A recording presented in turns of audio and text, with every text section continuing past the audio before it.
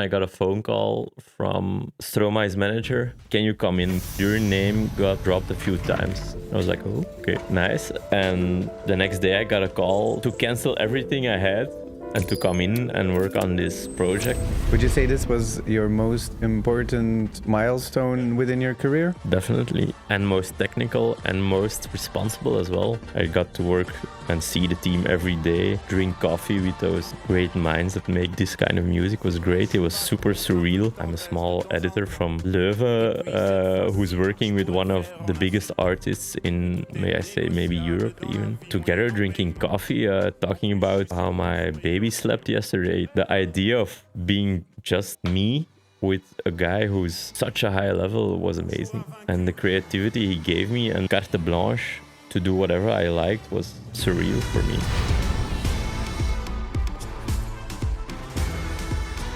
Robin, first of all, welcome on the Firestarters podcast. We had a conversation before we started the podcast, and I wanted you to speak in English, and you wanted to speak in Dutch. Made you feel more at ease. For me, it's English, and so we decided to flip a coin for it. And so let's do that. Which side? I'm gonna do the heads. The heads. Okay, I'll let you flip. Heads is Dutch, I guess. Heads is Dutch, tails is English. Let's go. Oh, it's tails.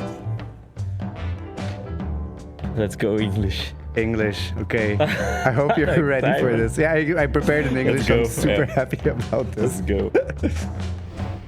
So, first I want to do like a little word of explanation, because last podcast, I was talking about how we did the podcast, and we didn't have much time to prepare, and we just kind of winged it. Like we went with the flow. And of course, today we will also, and we already started going with the flow. We had quite a nice conversation before we started. But there is a second part to it in preparing these podcasts. And so I used ChatGPT for it. I did some research about you. And first of all, I kind of want to, because I sent you the whole thing. The whole letter? The whole letter. It was a whole book. It was a lot of information. And I just wanted to ask you, like, what do you think about this? What ChatGPT knows about you? I thought it was crazy. It was like 3 pages long. It was long. Information about myself that was found on the internet, which is crazy. But the other thing which was crazy is that the most of the stuff that was on there is I written it. It's from me. It's from my office. It's from colleagues who wrote something about me. It's from award shows that needed a little text about myself. Mm-hmm. So the most things you find about me is written by me or by somebody I know, which is quite relieving. That it's not a text written by somebody else that I don't know. So everything you send to me, I can pinpoint exactly where it's from, which is, for me, it's quite a relief. Because I was a bit scared. It was 3 pages long. But as soon as I started going through it, it was the relief. Nothing that surprised you in it? Something new, a new factor? No. Except maybe the languages. Maybe you want to tell us about. Apparently I'm raised in 3 languages, which is not true, only 2, so which is Dutch and French. And maybe some awards that I didn't know about, or some selections. Or there are just some awards you don't know about? Did you win something you don't know about? No, for example, I don't know if I told you this before, we got runner-up at an award show from visual effects in America, and we lost from Coca-Cola, and the runner-up was me, or our office, not me, and PlayStation. Okay. So it was like one big award show for commercials and visual effects, and we were second without even knowing it. So we knew it after the award show, a few weeks later. Really? And how did you find out about this? By Googling the clip or the commercial, we came across the award show itself. Super weird. Wow, that is super weird. But for example, summaries about short movies I made that I totally forgot, and a summary that's there that is never made before, super weird to read it. Okay, so you'd still discovered some new short aspects. texts that are probably. Yeah.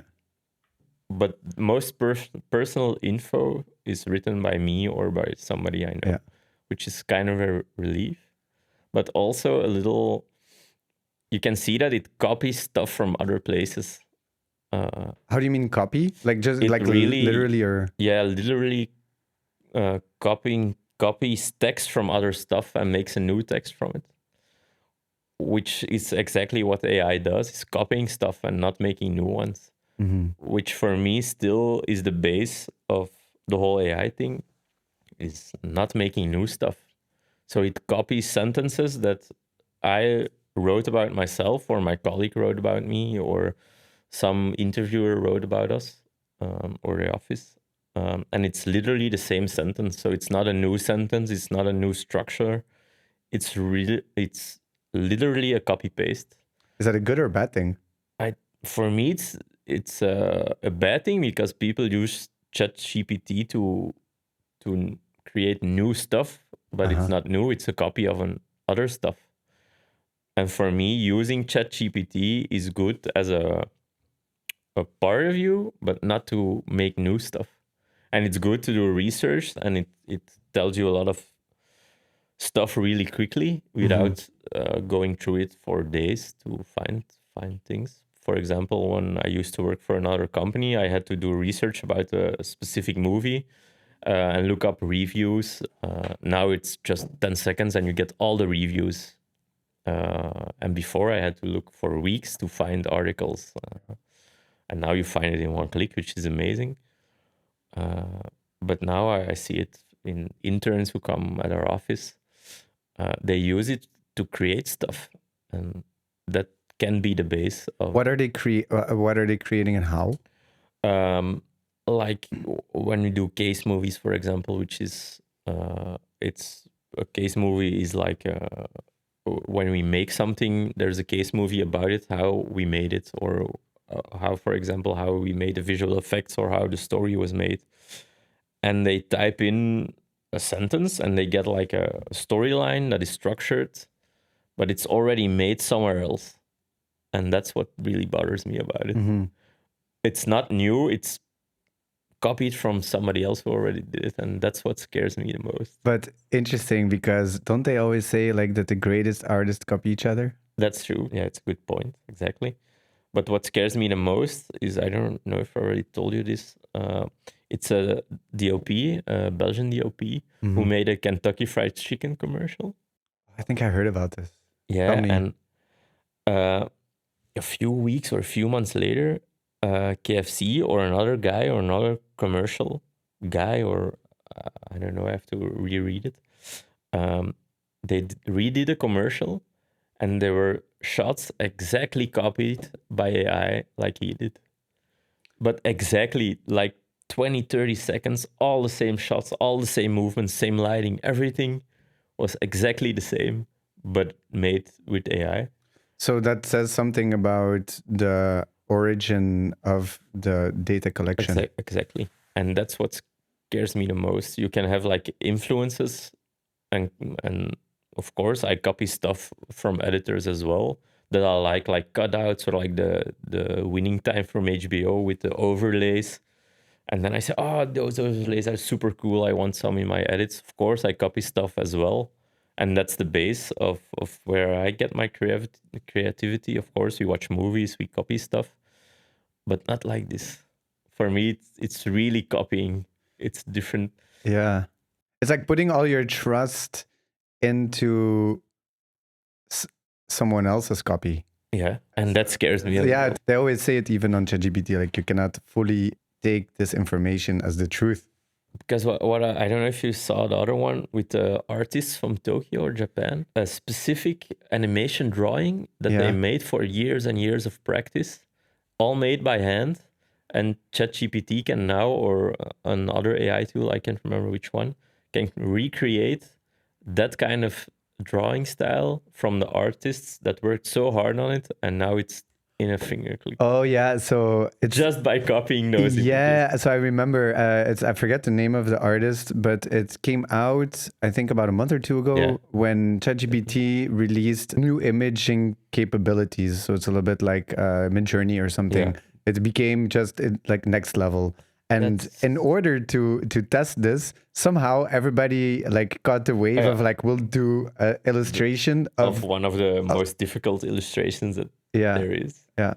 But it's there's something beautiful in it though, which is that the artist that they chose to do has a beautiful way of showing how people are in his illustrations. It's always some kind of positivity, like there's a real human touch, and I love that that was the trend that happened to show how the technology worked. Like it's quite double. It is double. Like they could have chosen a shitty artist, right? But they chose that one, and I like that a lot.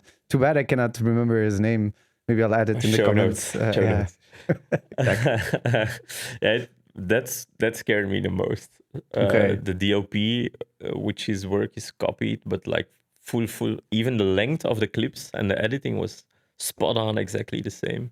Wow. Which scares me so much because you can feel somehow even more when you're in the business that it's not the same.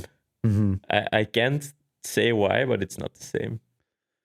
Yeah, maybe it's the same as like if there was some upcoming editor or something, or DOP, and he was trying to copy you. Yeah, exactly. Like it would kind of feel the same because like you see that like if there's really depth into the time and work that goes into the person trying to develop himself, and if he borrows styles, from different DOPs or editors, he can still have his own touch. But the more you go to copying, the more you lose touch with your own voice and your own way of, or creativity and way of telling a story. And then people feel that, I think, at least the ones who know how your style is. The biggest problem I have now is that we have like the whole AI thing that's coming out. And it's really crazy what we can do. But the most annoying thing for me is creativity, that they took away the creativity of creating something, and not like chores. For me, like doing dishes or cleaning the house should be fixed by AI and make more room for creativity, and not the other way around. Yeah. Now my creativity goes down and the time I spend in being creative goes down, and it has to be the other way around. Yeah. I think that's our job as creatives in different parts of the creative industry, to also help guide the new generations of how we see things, because we know how it was before and we know what we had to do before it all happened. And it's really important to create a certain distinction between what it is that your job is and what the job is of AI.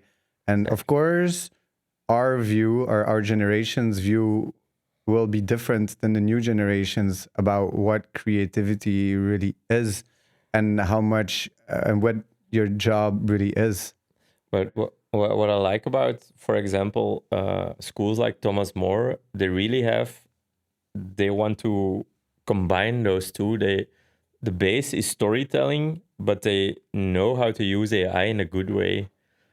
They don't use it from scratch. They use it to enhance their storytelling. Mm-hmm. But I feel like other interns use it to make their story, not to enhance it. Yeah. What I thought was super interesting was another director that showed me a clip from a commercial in Amsterdam, which they used to enhance their video. So they wanted to make llamas talk, Yeah. but they filmed the llamas and they enhanced AI to let them talk in an easy way, which of course was way budget friendly and looked super cool and super new, because the llamas were actually interacting with each other. Yeah. And if you do it like in post-production wise, it could took 5 months, 6 months to do this shot, and Right. they did it in a week.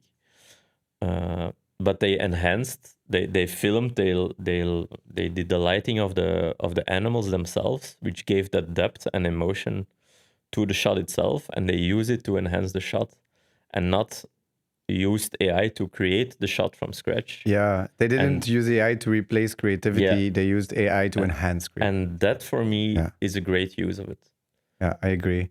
And I want to give an example to continue on my intro, Yes, which sorry. is that no. It's I love the way this conversation started, and I'd love to talk about AI and creativity. We have all those talks every week in the office. Really? With Okay. other creatives and other guys. But a lot of guys don't know the basic. It's, you can do this with AI and we can paint this away with AI. It's easy, right? It shouldn't take longer than an hour. Mhm. And they're correct. It doesn't take longer than an hour, but you have to know how to use it. And I worked on it for 6 months to know how to use it. It's not one click. Yeah. People often forget it, that the word AI means 10 seconds of work, but it's not. That's interesting because you do work with a lot of younger people, so you get that insight, and I don't. I really do use it the way you describe it to enhance. And so, for example, in these podcasts, I'm looking up, especially things about how stories are structured.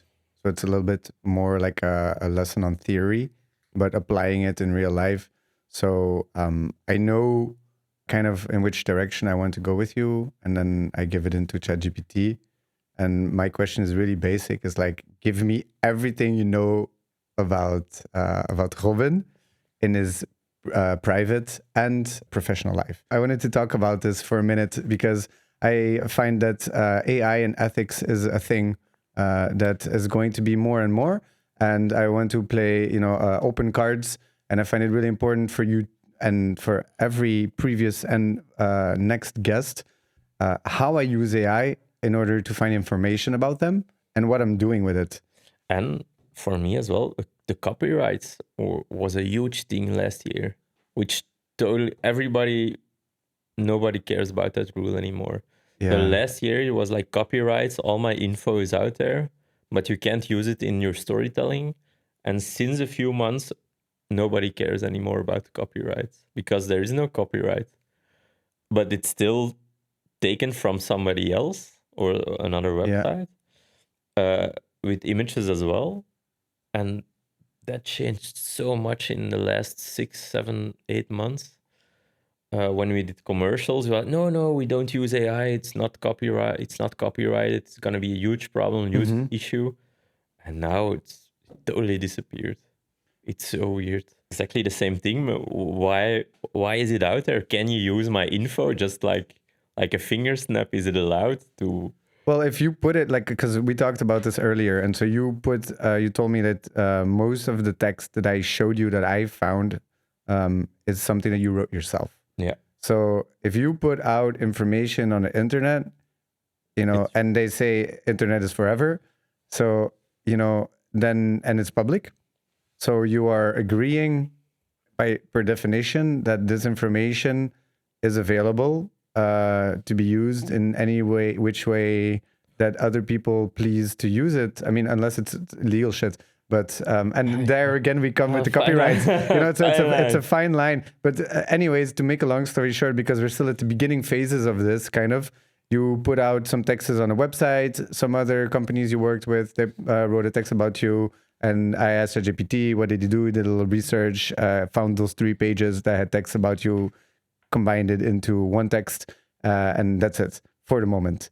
So I wanted to give an example of Alia, which was 2 podcasts ago. And I told her the same thing on the phone on the pre-call about the podcast. And I said, look, this is the way that I'm working to find information about you. So I don't have to ask you a million questions, but I can ask you more refined questions in this pre-podcast call.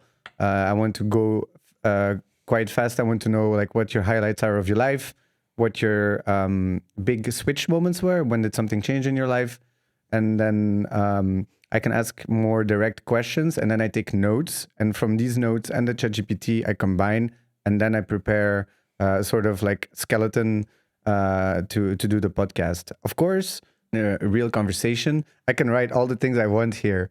But already now, the first 22 minutes we've been talking, it didn't go exactly the way that I thought it was going to go.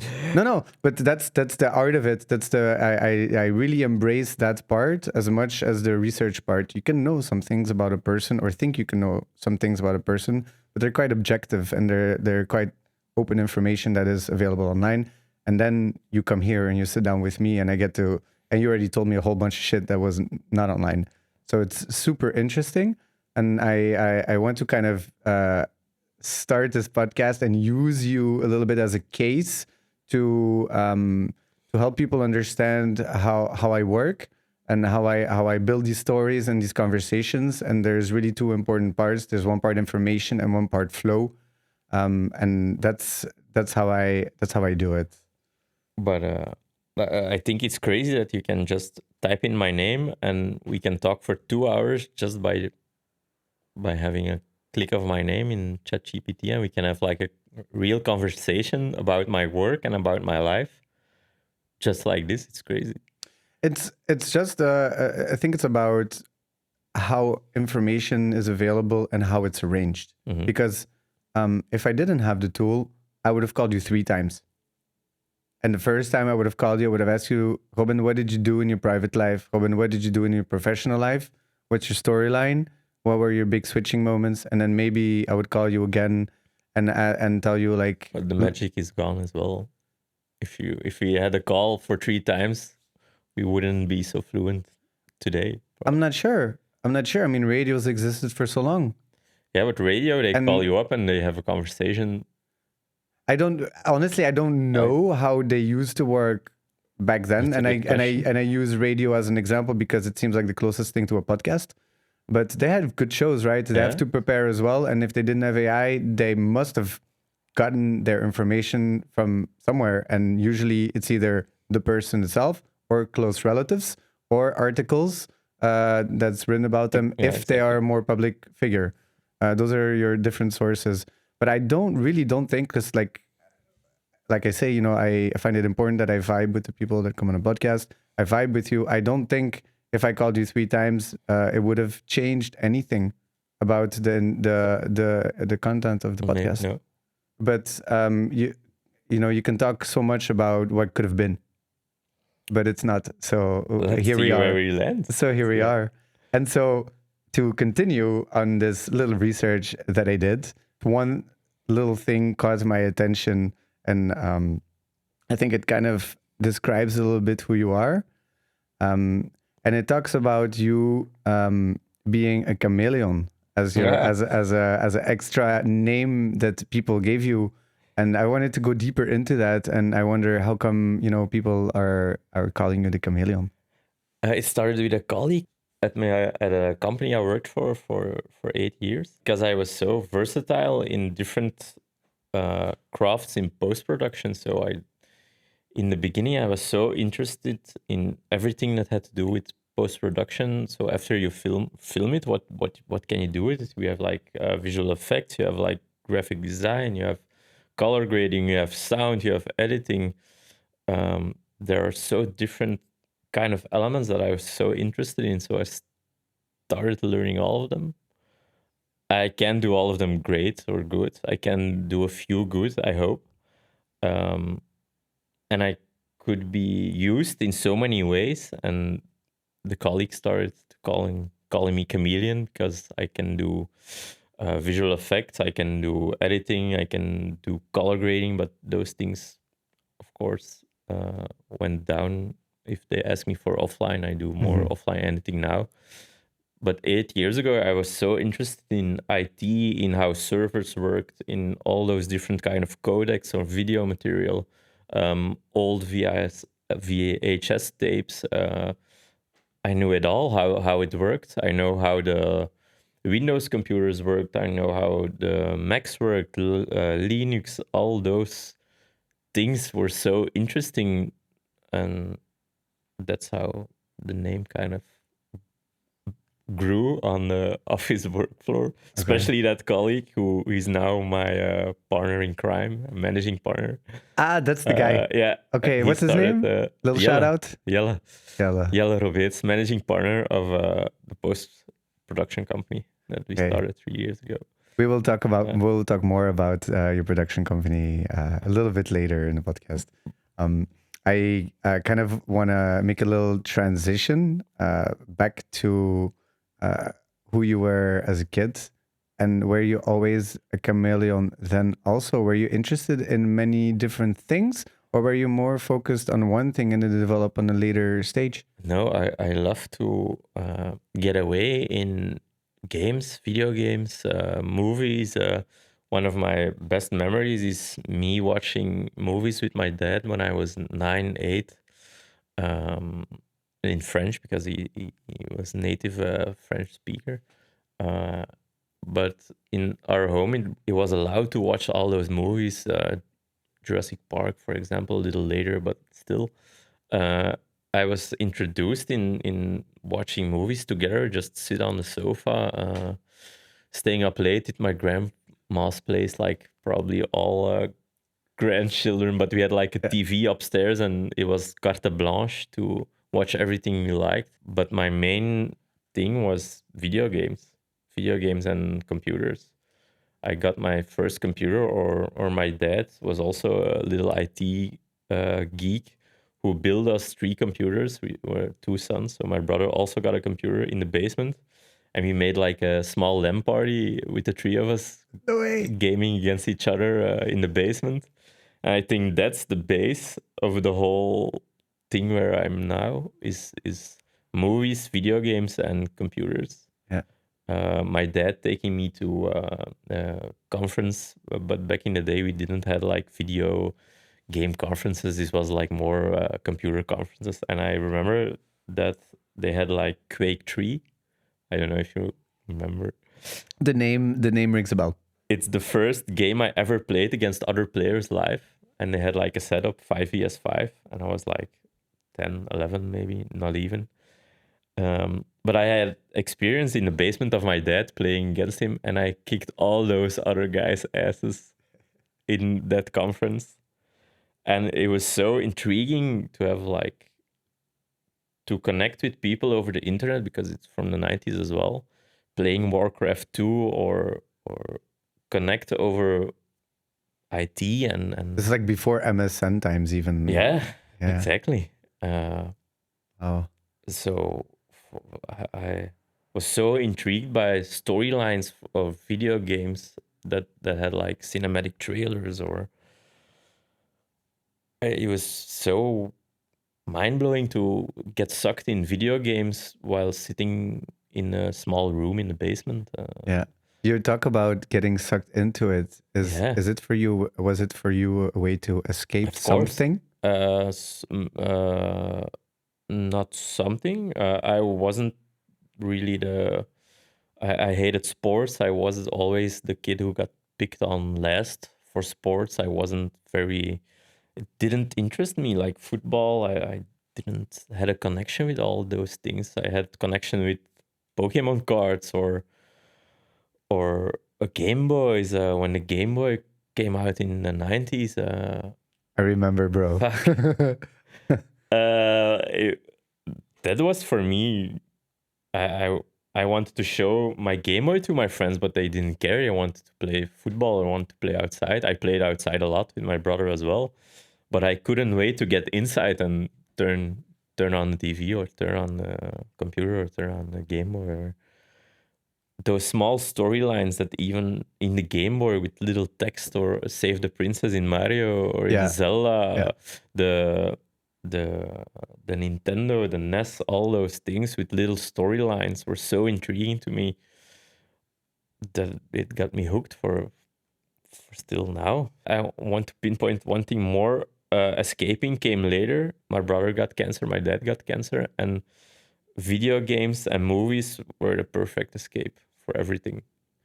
Okay. I totally shut myself out for everyone every night. My parents didn't know I was watching movies until 3, 4 a.m. in the morning. They didn't know why I was so tired, but it was the excellent, excellent way of shutting everything down that happened around that disease, and just go in other stories, and go in other worlds, and go in other dimensions. And that was way out The for me. escape, Yeah, yeah. And did it of work? course. Yeah, Otherwise, I wouldn't be here. Otherwise, I yeah. wouldn't have my own company. I wouldn't grow out of it. But it's still the base of I could perfectly sell everything and be in a little apartment and just shut everything out for the rest of my life and just watch movies and play video games. You really think so? I, Because for me, uh, there's a threshold. I like, and I don't know if I want to admit on camera how long I can sit in front of the TV. I'm not really into gaming, except the fact that I bought Sim Racer now, and I love that. But I was never really into gaming. Much more into TV. Yeah, I could escape as well in this in the. I love it more in the movies. I think like to get lost in the stories and especially documentaries, which is kind of like stories about the real world and not yeah. fictional stories. I love to watch nature documentaries or animal documentaries and see like how, or even like history documentaries, like how was it before? How is this? How is that? You know, it's kind of an escape for me too. But before I go completely sidetracking in the shit that I love, I wanted to ask you if you wanted to go a little bit more in depth about that story of your father and your brother. I'm really curious now. What happened? You can't find that on ChatGPT. No, I got no information about that. Uh, This is uh, new. This is new information to me. And just for the viewer, in parentheses, like Robin and I, we don't know each other at all. We talked, a few times on messages, and it was fun. And we talked on the phone. But to me. the information ChatGPT gave me, you confirmed some of these things. But for the rest, I still don't know No. anything about you. And so, together with the audience, we're discovering your story, and I'm curious. I'm genuinely curious what happened. My brother got stage 4 or stage 3. I can't remember back then. Um, testicular cancer. Um, but back then we talk about the year 2000. It was like still now it's a common cancer, which is easy treatable. But back then it was like no, it's still a heart disease, of course. Mm. But back then in the year 2000, it was I get called out of class to tell to have a conversation with a teacher. Yeah, I'm gonna tell the class that your brother has cancer, so the whole class knows that they have to be easy on you, which was super weird. You get weird treatment. Yeah, you got like a super weird treatment in the year 2000. And I was 15, 14. My older brother is 3 years older, which I super look up to. Is my god, uh, which got a disease, and he got like a how do you say it?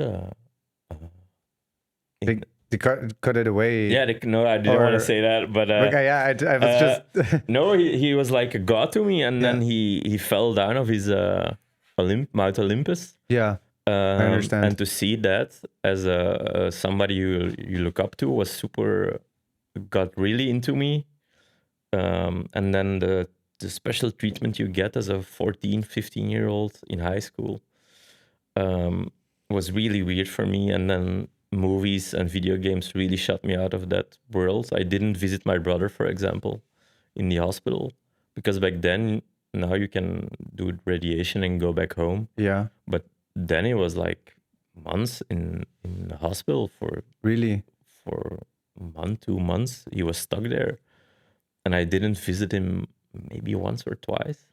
There's nothing to do with the fact that you didn't love your brother. No, It of just course not. it was Like your way of dealing with stuff and right. dealing with that kind of stuff was movies and video games and other stories of other people, other worlds, Yeah, which I totally got lost in for that period of time. And it didn't help that my other peers uh, thought it was weird playing video games that much, or watching movies that much, or watching 4 movies a day. Super weird at 15 years old. But my parents weren't much there at the time. They were at the hospital, so I was alone quite often. which got compensated, of course, with a good computer, and I got spoiled. Yeah. And that's how I got sidetracked, and I got lost in another world. And then later on, my brother got cured, and then my dad had it, and it was a total different vibe because it was a total different treatment. They cut it away, also testicular cancer, and that was it. They didn't had months of hospital, or It got so much better in yeah, between the times I that your think brother. 5 years or something. So there was a huge evolution. Huge. Okay, interesting. The technology was huge, and but still, the diagnosis was still hard. But then I went to film school instead, and then it developed into a passion and a more hands-on thing. Right. You could create the world Yeah. yourself. And it was probably more of a, okay, I'm so passionate about these things, I'm gonna do something with it. And then it evolved and got even worse, I guess, or not. Yeah, that's debatable. Yeah. It's Exactly. debatable. I think a healthy dose of obsession is the number one thing you need if you want to be an entrepreneur. But still, it's still all these years of sitting on my butt. I can work on hours and hours without getting tired in my head, or tired. We went to a Lord of the Rings marathon for 14 hours straight, and I think I was the only guy still standing in the movies. But still, I think there was a huge, a good thing that I had that opportunity to watch movies and to learn about those things now in my daily life. I'm so focused on storytelling, and I want to succeed in the stories that I make. I'm so involved in it. I can focus on computer screens for forever. I can sit here for days on end without going outside, just because I love it. It's interesting. Like I've been talking to some people about ADD, ADHD, and neurodivergency or whatever. I haven't been diagnosed with anything, but I recognize, things that people are talking about, and I wonder maybe if you know a little bit more about that about you. Like, do you have ADD or ADHD or something? Because you're talking about this like singular focus, and I find it super interesting because I have that as well. And for example, I'll be working on something like, for example, my phone, it's not never on loud. My notifications, they don't come in, they're on silent. And so when I'm working on something like, and I was talking about it also last week or last podcast, like this flow, you say you can work days on end on something. Like when I have that ultimate focus, I focus on that, and the rest of the world doesn't exist. A little bit like the video games. And I wonder, like, is that something specific about you? It's funny that you say it because 2 years ago, executive director wrote a book about it, and he investigated people with dyslexia or ADHD, what they do in the creativity world. Interesting. And he's an executive director for AKQA, or famous back in the day. And is there? Can you explain for the viewer what the agency does? It's a commercial agency. Reclame, advertising. Yeah, advertising. And he's creative director. And together with his wife, he wrote a book about those specific diagnoses. And all these people wrote like small comments, what they do now, and how something that you got diagnosed with helped them to make creative decisions, like DOPs or copywriters or editors or whatever. And a director, Jonas Govaerts, I don't know if you know him, he's like a director of Whelp, for example. Super creative. Don't shoot me if I don't know him. He's specialized in like horror kind of movies. Okay. And he's also diagnosed, I'm sorry if I get this wrong, dyslexic, I think. But he uses Dyslexia. it as an advantage, it doesn't have to be a bad thing to be focused all the time on one thing. Or people think that it's a disability, but it's not. So I decided not to see anyone to tell me or to diagnose me. Like, I don't need anyone to tell me what I am, right? But there is still some curiosity because other people do that and they call it a certain name. They're like, oh, I have this, or oh, I have that. And the question is, if you do identify with things like dyslexia or ADHD or ADD or whatever other neurodivergent situation, I think that if you identify with it, and then you can more easily see, like, okay, what are your strengths and what are your weaknesses? And is that kind of where you're going to, that you are more aware, of your strengths and your weaknesses and really play into it? Definitely. Because I agree with you. Like, for me, the focusing on one thing, it's amazing. And I also know one more thing, which is my golden hour. So for me, between 7 or 8 and 11, like, I am the In most... the evening. No, in the morning. Yeah. In the morning. It used to be in the evening when I was younger. Now it shifted. Now I'm a bit older. Like, it's in the early morning, and especially when I feel like no one is awake, or at least not really Okay. functioning yet. Like, the world is quiet. Then I can focus even better, and I call that my golden hour. And I can, if I really focus really hard in these 2, 3, 4 hours, I can do a whole day's work in those hours. And I can surprise myself. If I really put my mind to it, I could really do all the work that I think I should be doing in one day. I can do it in a few hours. And so I also see that as something really positive, to be able to focus on one thing. But then I cannot have, somebody else waking up in the house, or the cat jumping on me, or Yeah, not even the cat. if it does, like, I read a study about this. Like, if you get deconcentrated from your focus, it can take up to 20 minutes to get it back. I, And I found that a really interesting statistic. I can focus from. Usually, I really like structure, so even when it's my own company, I want to be there at 9 and work until 5 or 6 straight. And then I'm straight focused from 9 till 6. Nothing else. Nothing else. Wow. All the projects I work on is 9 till 6 or 9 till 5 straight on that project. Full focus. And if it's really important, I tell everybody to leave me alone.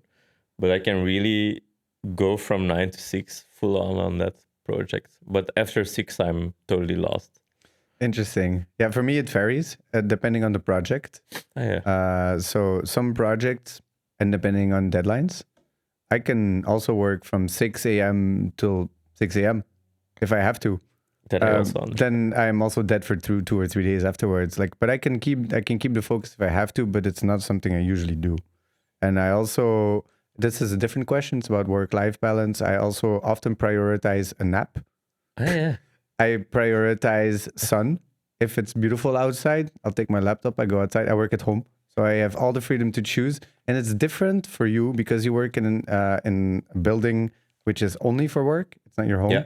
And you have other people who are also working there, who are also in the work vibe. And I know whenever I go work for someone else and I'm in that scene, I am completely different person, actually. Or not different person, but at least I work and feel differently. I'm still have the same capacities or something, but it just feels different. And so I understand in your perspective that that you can really focus from the beginning till the end. But at working at home, But from my experience, it's a bit different. I made a studio at home as well. You did? Yeah, Okay. I did. Interesting. But as soon as I enter the office at my studio at home, it's really the office. I don't go there if I don't have to work, because the vibe changes me as well. If I enter the room, I feel like I have to work on something. I have to push the computer on and Yeah. But I before I got married and had a kid and had a wife, I could edit for hours and until the night. But I really stopped doing it. It was totally. So also work-life balance sort of I thing. didn't have a balance. I had a project and I could finish it in one day just by going through it until it's done. Yeah. because I was so passionate about it. Yeah. But But I now had to it's stop but now it's different, and because you have different priorities. Yeah, of On course. I did short movies, and I said yes to everything in the beginning. Every director that had a short movie, even when it was shit or it was a bad idea, I said yes, yes, go, go, go. And I did so many short movies in so less time. I just wanted to be an editor so bad. I said yes to everything. So I did my working hours from 9 to 6, stopped at 6.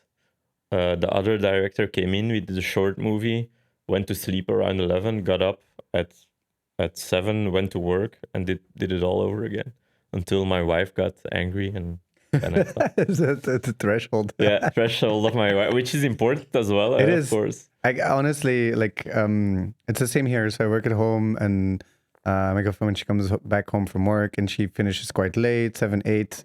That's until when I have when I Yeah. have my That's like the And wives then- are a good threshold. Yeah, and no, but really, man, like recently she was gone for a while to South America. I know what you're gonna say. Yeah, and so I had such a weird rhythm. Like my own rhythm is something out of like alien. Like I would wake up, and it really depend on the day. Like I don't even have any structure whatsoever. Like I would wake up, and then some days I would do nothing, and some days I would work until 11, and then watch some TV until 3, and then be like, oh no, I have a great idea. Go back to the computer, bloop, and continue, and then work until 6, and then like, oh wow, this is crazy. I have to go to sleep, and then wake up the next day feeling completely trashed, and then something else inspires me, and anyways, there's no one at home, so I don't care, and I continue. For me, it was And so I love this. Yeah, sorry to no. but I agree We with have you. the Like same, it really like it helps me to have another person in the house who has exactly. just a different structure. Like it feels more structured. Because when my wife's not home in the evening and she has plans, and I come home from work, usually I don't eat when she's not there, and I just continue working. And then she comes home and she says, Have you eaten? Have you eaten? You worked, didn't you? Yeah. And I try to hide it a little bit. I hide the laptop or hide like a... But I get lost in it every time. Every project, it can be a mediocre. It can be an easy project still. Still love it to do.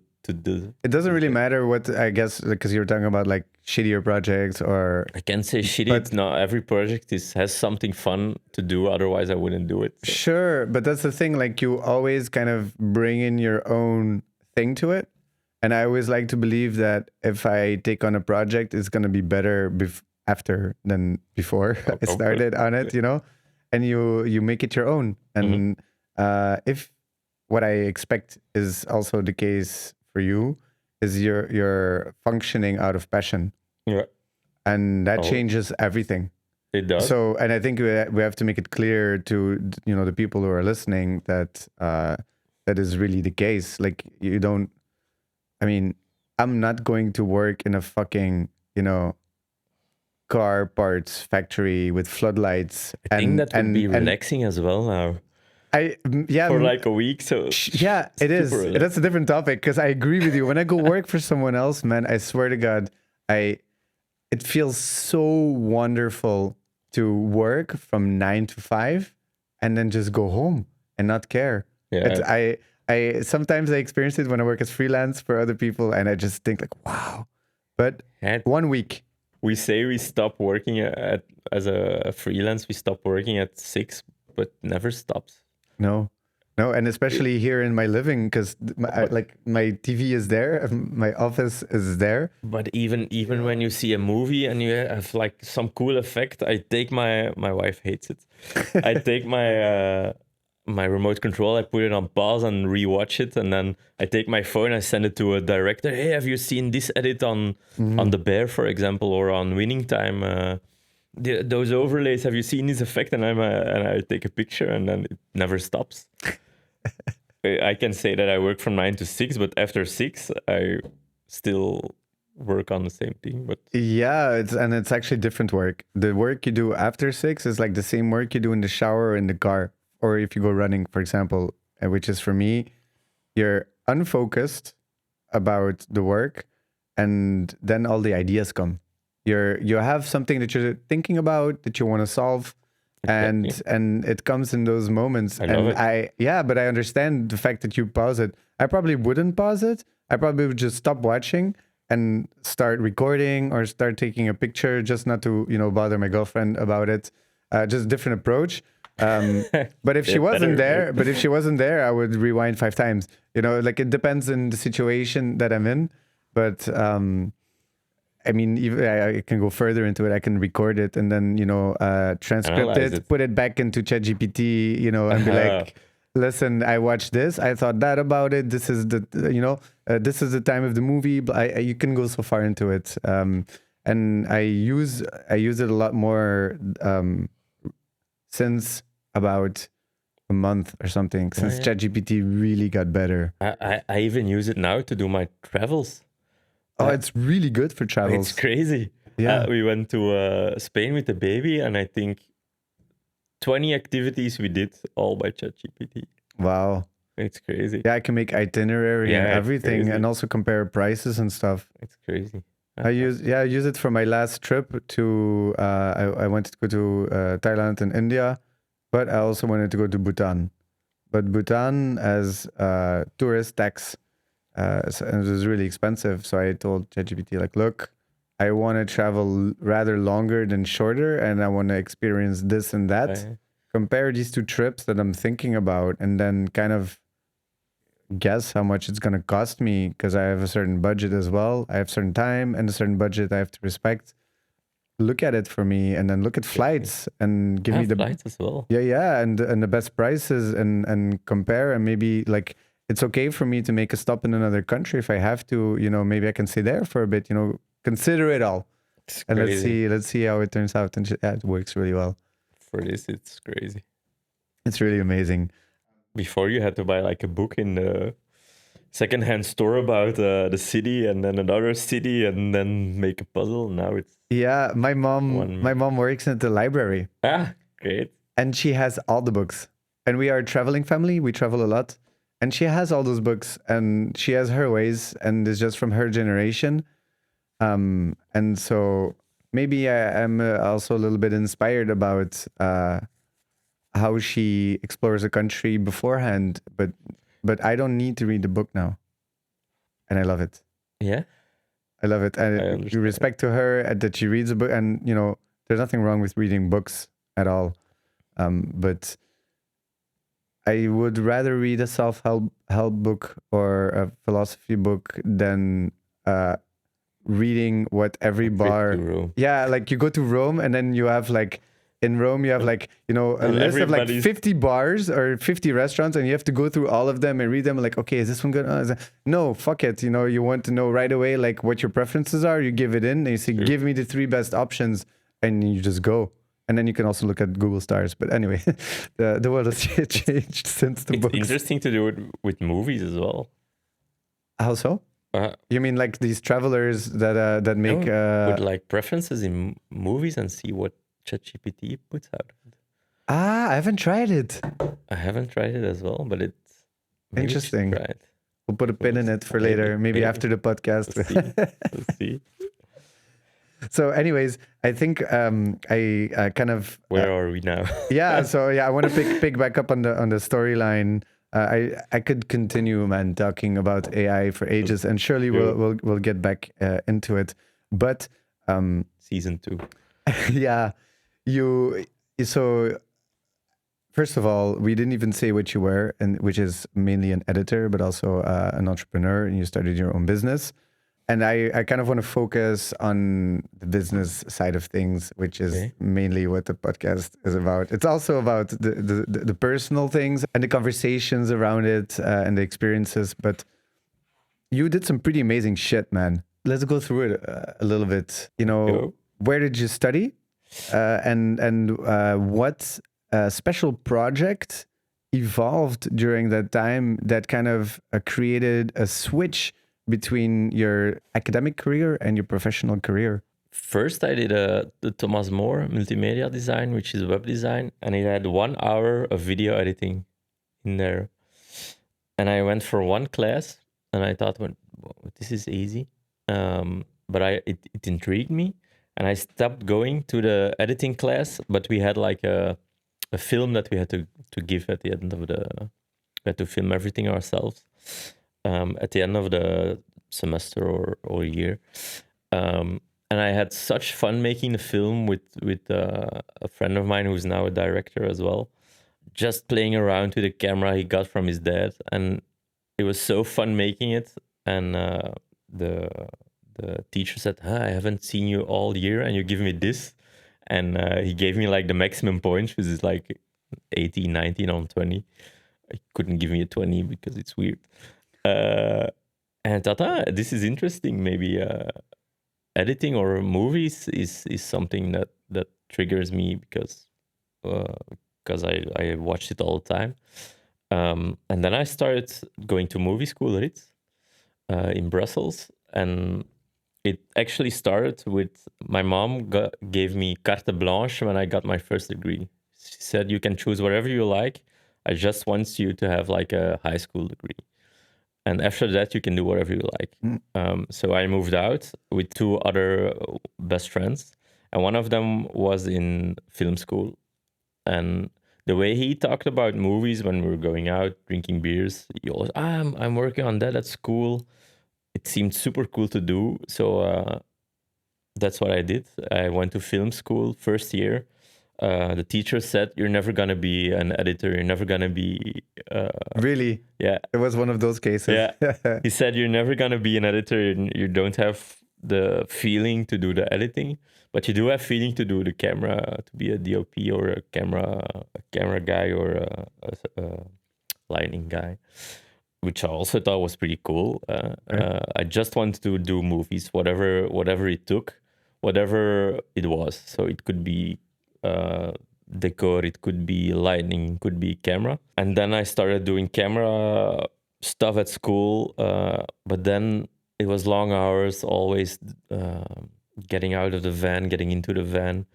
And I'm not a really physical guy. And I did the IT and the web design before, which was sitting on my butt for the whole time, which I was good in.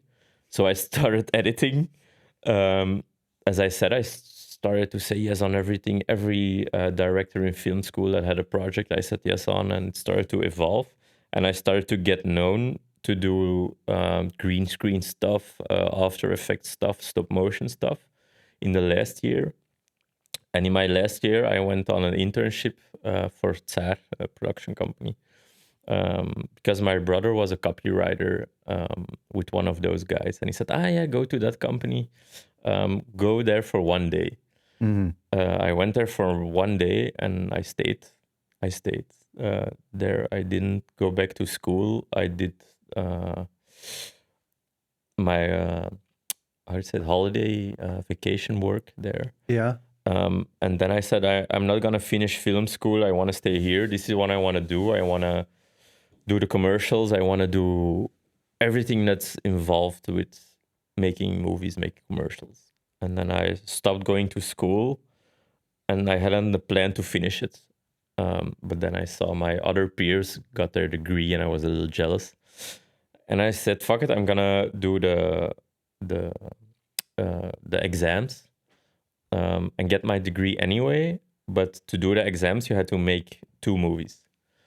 One movie was with Jan de Cler, which normally it had to be like 70 minutes max, and it took like 30 minutes instead, which they were quite pissed about because everybody stayed in there 17 minutes or 15 minutes, and we delivered a 30-minute film. So they said, I have to make another one as a plan B. And that one became a stop motion movie, which the director came to me because I was one of the only students who knew how VFX worked, because I already worked for or was working for the production company Tsar during the day and studying at night or doing student work at night. And I said yes to the stop motion movie. And then she wrote a basic storyline, and then we talked together about making it better in editing because it's stop motion and it's not like you shoot different kind of angles. It's this and that's it. Yeah. Stop motion takes super long to make. So we already had to make a decoupage before, and I think we worked on it for 6 months probably, Wow. because it was like wax dolls, and they melted in front of the lighting. Oh no, it was too hot. It was too hot, so I had to paint all those things away, all those melting points on all these puppets. It took forever, and that's how I became like interested in VFX and all those. And it got selected in animation, small like Leuven Kort or Gent or Anima in Amsterdam, and it always won the first prize. And I was like, oh, okay, not super surprised. First prize, always, and the awards started to pour in, and then the selection in Cannes came, and we got invited to go as students to Cannes in Wow. 2015. Yeah. But red carpet, lodge, everything. They came with a taxi. It was super weird. You're like 22 years. They come with a personal taxi. The taxi had Wi-Fi. You had to rent a tuxedo because you couldn't get in the venue without it. venue without it. You get like a special pass because you're one of the crew members. You get all these special treatments, which was super weird. But for fun, me as fun, I imagine. Fun and not fun. It was a weird experience for me as a. Okay. When I was 22, I wasn't so extroverted as I am now. I just started to learn the business, and I wasn't mature enough to go to Cannes. Okay. I was totally off place. I remember going one night, and it was a director's party, which we were invited to together with I didn't go. I just bought Belgian beers, went to the hotel room, and watched Transformers 2 because it came out that night. That's the only. I didn't go to the party because I was so out of place there and not mature enough to be in Cannes and to have that big select, which is. We were literally on the same red carpet as Kate Winslet, 2 meters from me. Okay. I wasn't ready for this. Did you feel bad about it, or did you just feel really good about watching Transformers? I didn't feel. I felt good like about the party and the whole. I couldn't care less about the party. Really? Okay. I was so glad I watched Transformers on the first day. It got amazing. But it was like Hunger Games 2 came out as well, and there was like. What's the actress? Katniss Everdeen. I don't know. Yeah. Was there on the red carpet as well. Wow, okay, cool. I was so out of place there at my age. And then I came back home. And as I said yes to everything. And a director's duo called Salsa did a commercial all by themselves. They financed it by themselves. And they were like, yeah, we have this really cool commercial. Do you want to edit this for free? Because we don't have any money anymore. Yeah. The production company where I worked for said, yes, you can do it for free, but in the office and for the office, but not during office hours. So we worked on it at night or at the evening, and they submitted it to Cannes as well the same year. And it also got gold for Best Directing Young Directors Award as well. And then it started to flow. This is interesting what you mentioned here, because there's a huge difference between Cannes 1 and Cannes 2. And the difference is that what I interpret from my researchings on ChatGPT is that you're a young editor, and these guys, they ask you, these directors in Cannes 2, they ask you to edit, and your edit actually brought so much to the game that it helped them get selected. Like, I hope so. It's at least that's what ChatGPT told me, and I found it interesting because at this point, like, I don't know how old the directors are, but you're young. You're 23 then, 22, 23. It was 2014, so 24. 24. I mean, when I was 24. I mean, I was in a whole different level, bro. Yeah, me as well. But I was so out of place. I wasn't mature. But you were good. But you were maybe not mature enough, but you were good at what you were doing.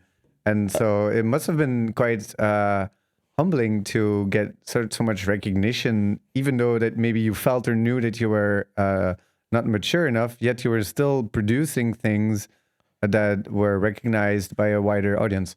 I think it's a bit the production company I worked for was directly on such a high level. Saar.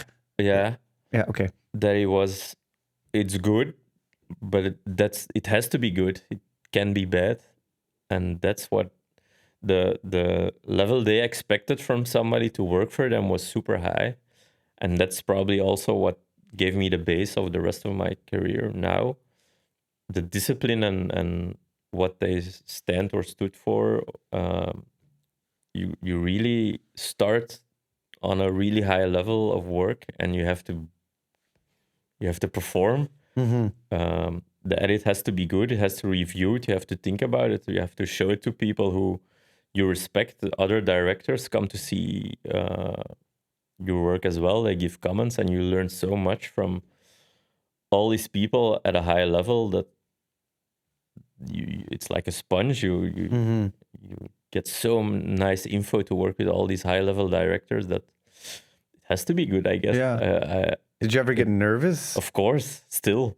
I still get nervous all the time. Every time I have to show something I made, every time I get a little kick out of it. What part? Yeah, nervousness can be a kick too. But like, what part is it that makes you the most nervous? Is it about the quality of your idea, or is it about the way that you present it, or is it a combination of both? Sometimes that you're not entirely sure if your idea is gonna stick. Yeah, for example, I got a really specific example. Last week we had to do a Volkswagen, and we changed the whole storyline. Not to end with the car, but to end with the car seat instead.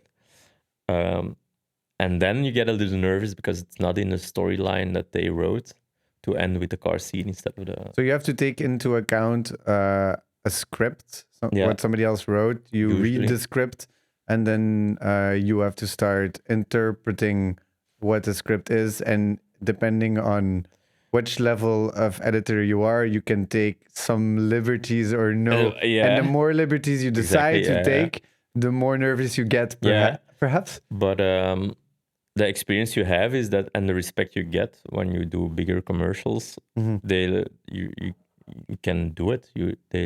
That's why they hire you, to shuffle their idea into a better idea, hopefully.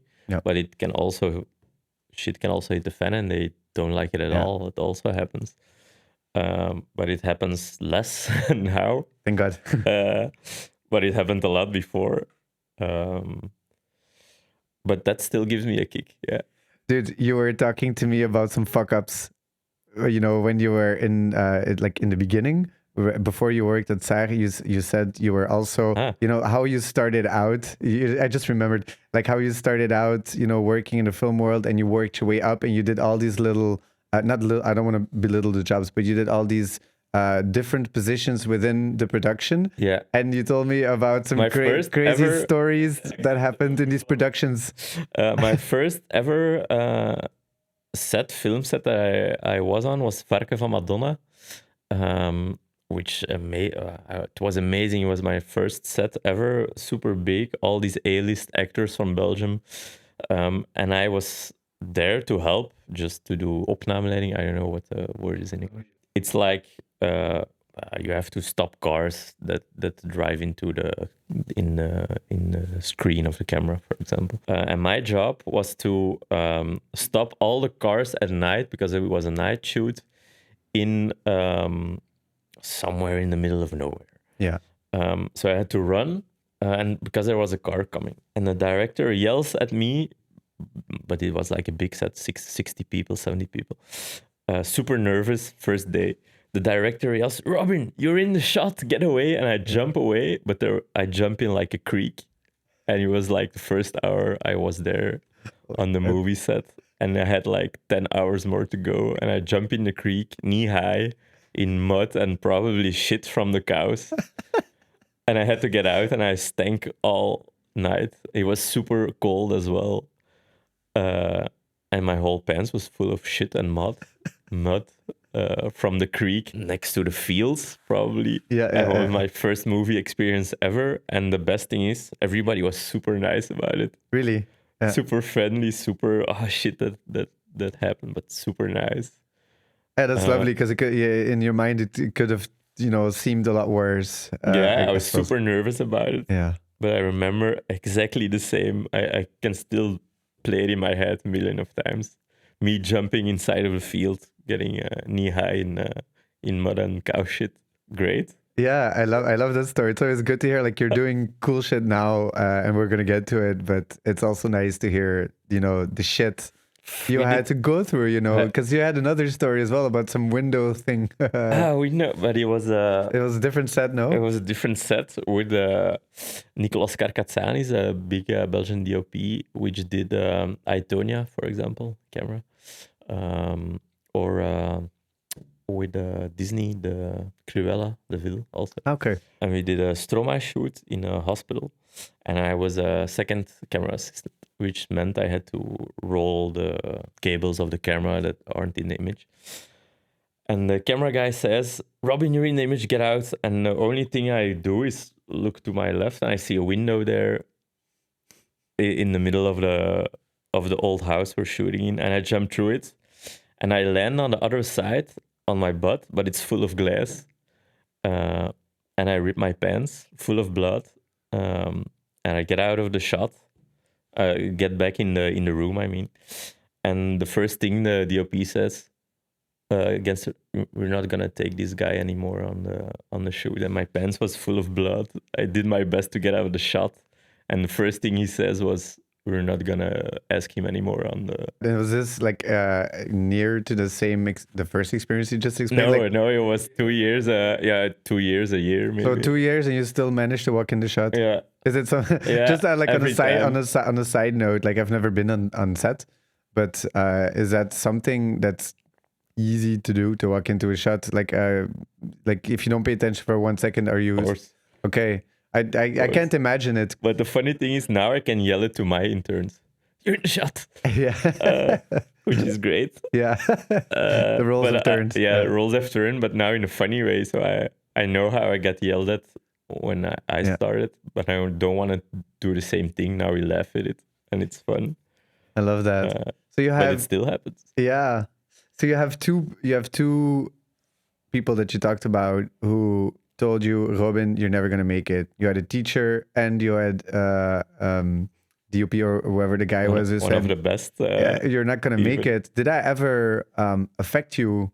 And Of if so, course. how did it affect you? And did it actually made you who you are today, or was it not such a switching moment for you? The DOP thing really hurt my feelings. I didn't do any camera assistant work after that anymore. Oh, really? Was it that bad?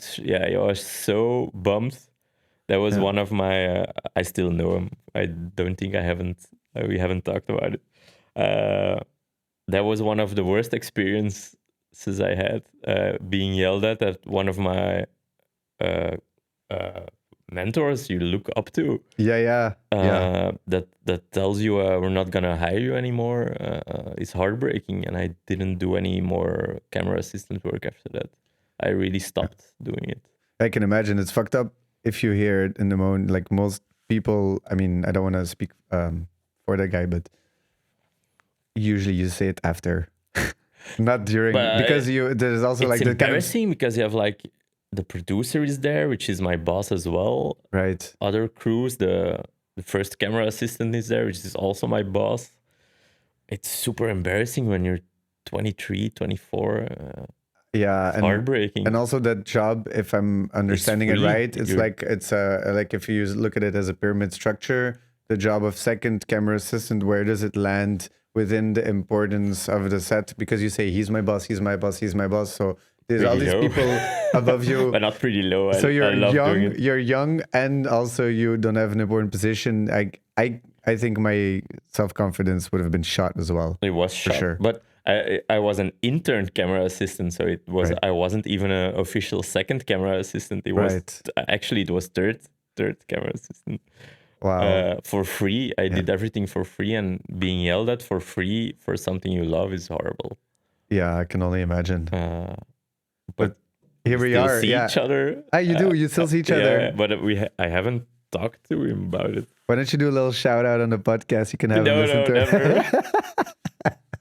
I don't think he even knew. I think it's in the heat of the moment that he just said something, and Sure, and maybe he had 50 of those people, course, doing some fucked up shit in the shot, and he just says, and then, it's a rough day. We had like a shoot of 15 hours, yeah, and I was just the first guy who got in his way, and yeah.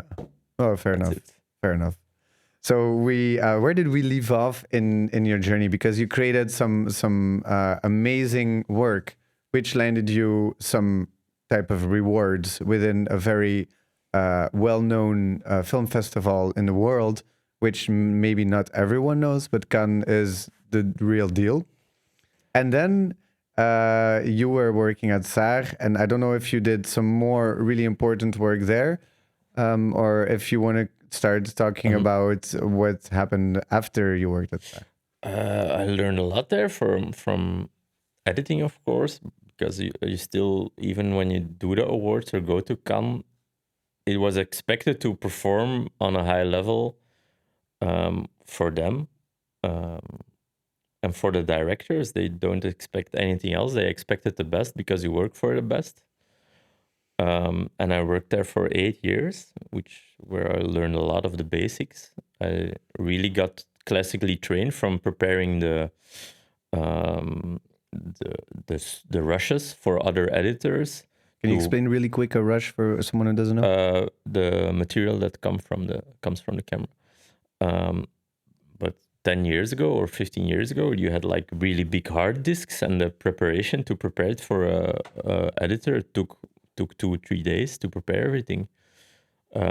But there I got lucky that I really got the classical training from loading everything from the camera, preparing everything, making sure everything got transcoded, everything went on servers, every classical training from zero out. I could really talk to the editors I was looking up to. There was like a editor called Nico Leuven, one of the best editors for me in Belgium, and outside of Belgium, of course. Was there in the editing suite next to me. I just could copy his timelines and see how he worked and copy his workflow. And I just went into all these projects of all these great editors that came here, there on the office, and I just started copying their kind of workflows and looking and trying the same cuts that they made that didn't make sense at the time, but now they do. Yeah. I got certainly lucky to start at such a high level and work with all these high level people. It was hard as well because the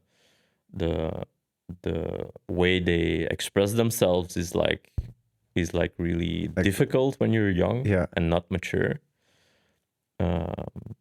But it was a good learning school. Yeah. But I got stuck at a because they have their own directors, a production company. But I wanted to wanted to know other directors, other production companies outside of Belgium as well. And then I stopped working there. I wanted to explore more directors, more styles, more freedom, more. What does it mean to explore a different director as an editor?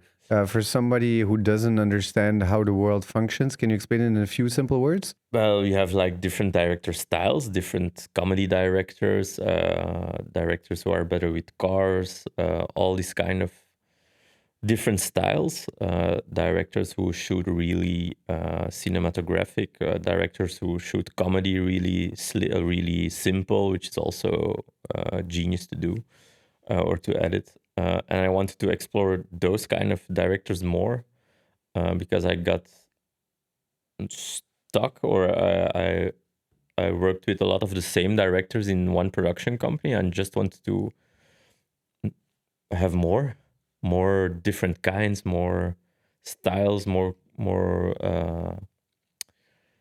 brands as well. Yeah. It's so intriguing to explore more. To explore, it's like an adventure. But those 8 years or 6 years, I'm not sure anymore, was a really good basic learning school to learn everything from scratch. I think it's a bit more than basic, but yeah, it's true. But still, what happened next, man? I started my own post-production company afterwards with one of the producers at Tsar, Jella. Shout out again. Um, and we started in a little room, not smaller than this, with one computer, and started saying yes to everything again, just like when I was a student. Just everything, little sketches. How did you manage to get clients? Good question. Jella, the producer, quit a few years before me, and knew a little. He worked for different production companies, so he had a more wider crowd. How would you say more Collection of just contacts. Basically, he had network. Yeah, he really took the producer phone and just started calling people. Hey, I started my own post production company. It's called Frames.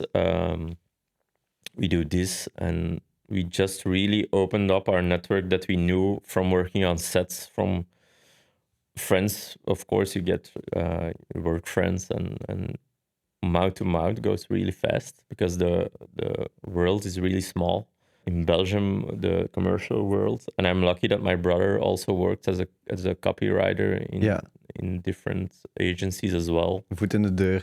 In foot Flemish. in the deur, exactly. I had a little foot in the door, exactly, a little.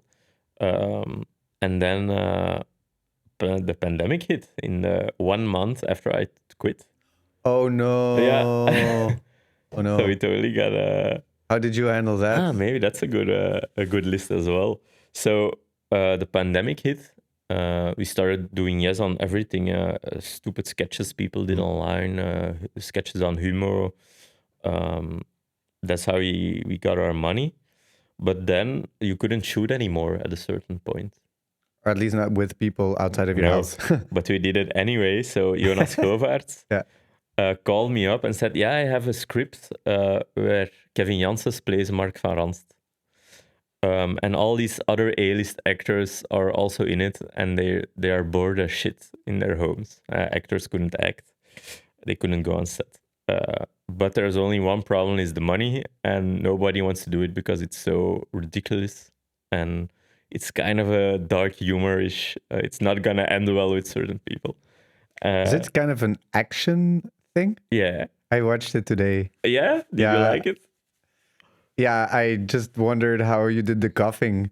Like, because at some point they in the sketch they cough, at each other. I did. And like, how can they do that during the COVID? Like, they were doing it anyway. Yeah, of course. We just said fuck it, and we did it anyway.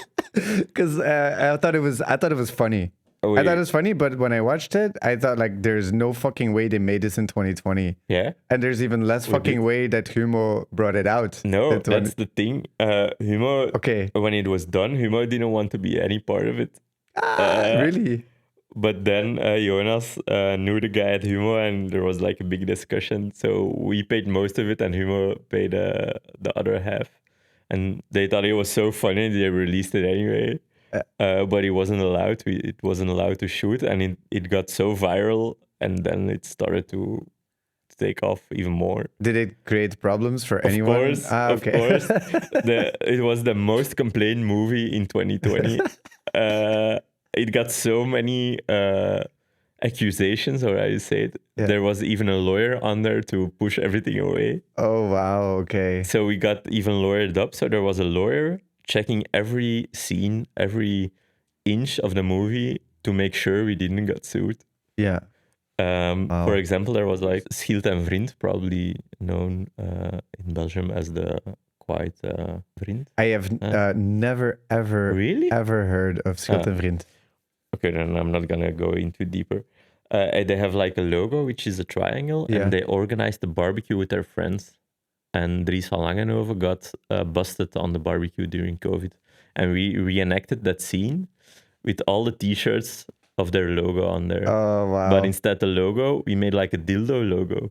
So they had like a huge dildo on their t-shirts. And that's where the lawyer draw the line and said, no, guys, this is going way too far. All these sketches and all these jokes, no way. And then we had to paint all the logos out of all the t-shirts and all these kind of things. I do like the fact that you guys went for humor, that particular time in history. But we got a lot of shit as well on. I mean, but comedians get a We lot of took a shit. risk. Yeah. We took a risk and it took off. And, Did it get a lot of views in the end? Like, because you said it went viral. I don't know. I haven't checked. I can check again on my phone. And I don't think so, but maybe it got taken down a few times as well. I have no idea. But it was super fun to make. Just say yes to it and let's see where it could have been horrible and we could have been bankrupt after a movie. It took off and here we are. But did you earn money on it? No, or nothing at all. So it was an investment to make our business stand out there because nobody knew what we were. We were open for like a month. And what happened? What happened next, man? Then the name started going around, and people knew what we did a little. And then we did another commercial for Cowboy, the bikes, directly for them, which also had like 1 million views in a few weeks. And then it started to spread pretty quickly, and we started to get more and bigger jobs, and then it evolved. I was also pretty known to do video clips as well, which I love to do the most because it's so carte blanche. You can do whatever you like on the music. And then we started to do music videos for famous artists like Zwangeregie, Salassou, Deus. Really? Started to grow. And then mouth to mouth. Word of mouth. Word of mouth. Mouth on mouth is also beautiful. And then it started to grow, and the commercials got bigger and longer, and moved to Amsterdam or France or Paris. So France, Paris. We did commercials for the US. I got on listed on editor's site as well to work in the US, which also got us jobs. Which got us interns. Interns stopped working, also got jobs as well. I actually see a lot of interns that worked for us competing for the same jobs, which I love. Yeah, nice. So it grew a little, and now we usually do the biggest commercials as editing or post-production house. I'm wondering though about this network that grows. So your professional network, which is word of mouth. That's how you get your jobs. But do you or how do you lose them as well? Yeah, sure. It's about reputation in the end. Also, it goes sure. It goes both ways. But like, I wonder, like, is there something specific that you did to enrich your network, or is it really purely about the work that you do? Is that how simple it is? Because I make a lot of effort in networking by, for example, starting a podcast. I have to take my hat off for my colleague who does everything, managing, talking to clients, seeing that even the smallest things like, those guys have great coffee, or they have like candy when we go to our edits, or they leave you alone, or nobody is on their phone. You get like a nice comfy chair. All those little details. My colleague's a big fan of those small details that create a whole. And he's also great in promoting. He's like, oh no, you have to work with Robin. He's the best. Or with Bram, he's another editor on our site. You have to work with him for this one. He's really the best. He really does what a producer does. But he also recognizes everyone's fortes. Yes, of course. And he doesn't just lie about shit. Like if he thinks you're the best, you are the best in his eyes. But we have like a list of editors on our company's list that work for us freelance, but they only work for our company, which we like to promote. For example, there are directors who don't fit my profile, but fit his profile perfectly. So he really balances it out. Like for example, there's like a super cool commercial that I love to do for a big company. And he says, no, Robin, you're not going to do it. It's going to go to the other guy because it fits better for him. Yeah. And he's usually right. And then the only thing that I have to do is do my edits, and he does the planning and the promoting and everything, and I have to just be the creative guy, and he does all the rest. Wow, you found the ideal partner. The ideal gumbo, yeah. Does he also fix ideal partners for other people? We can ask. It's gonna cost you maybe. That's fine. No, it's completely sidetracking the question about me finding the right partner because I'm doing everything myself, and I know the power is in the people. That's Um, true. Surely one day it will come, but at the moment I'm more in exploring this new phase.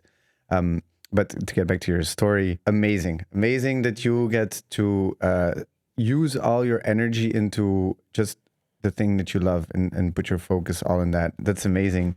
And because you were able to focus so well, an amazing project came on your path. And I would love to talk a little bit more about that before we start closing off the podcast. Which one are you talking? No, so last year, I got a baby in February. He was 2 weeks old when I got a phone call from Stromae's manager, also known as his brother, Luc, to ask to come do a test edit because they filmed a lot of stuff on the tour, which got cancelled, unfortunately.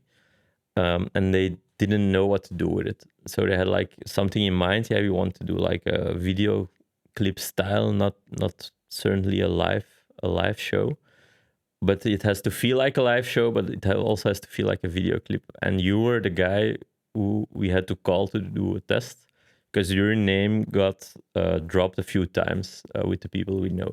I was like, oh, okay, nice. Can you come in? But of course, I was still in. How do you say it in English? Not all. Vaderschap, Yeah, vaderschapsschap. vaderschap. We'll just call it Parental. leave Yeah, or parental for leave baby, I don't know, for whatever. 2 more days. Yeah. And I was on lunch with Jelle, with my colleague, managing partner. And when I got the phone call, can you come in tomorrow to do the editing test? I'm not gonna lie, there are 2 other editors who are also coming. Also, 2 other editors I know very well, which are also very good, by the way. Can you come in tomorrow? We have like a small test with the footage we shot. And I was like, oh, I have to talk to my wife, but I'm gonna say yes to this, and we'll see where we land. And I went to the studio they rented with the material. We had to do one song, L'Enfer, one of his major songs on the album. And yeah, I'm known for my jump cuts and my rough style and flashes and quick pace editing, especially when the beat drops. I'm not afraid of going all out, and I went all out the same night because they sent me a few of the materials in MP4 already, and I had like a edit ready the next day to show them before the day even started. So I had like 1 minute of material prepared, Yeah. just to know the feeling what they wanted, and they were like, interesting. Maybe you. We'll see what the rest of the day goes. And I finished the whole song in one day with the same type of style I did the night before. And the next day I got a call to ask to cancel everything I had and to come in and work on this project. I didn't know the massive footage they had. I didn't know what was gonna happen. Yeah. So I went into the studio they rented, and they had like a big station, about 25 terabytes with material, Wow. stocked on a big hard drive, plugged into a laptop in a room they rented in Brussels next to their office. And they were like, yeah, can we do something with this? Can we, what are we gonna do with this? It's like 25 terabytes of making of material that we shot during the Multitude tour. And we're not sure what we're gonna do with it. So we started to edit 1 song, 2 songs, 3 songs, 4 songs. And we were like, oh, this is maybe interesting to do the whole concert with this kind of style that we created, because it was all like little fragments. It was not one big file of one big concert. It was like 27 venues. And maybe in San Francisco, you had like 10 seconds of footage. In the IGEA Arena in Belgium, you had like 20, 40 tracks.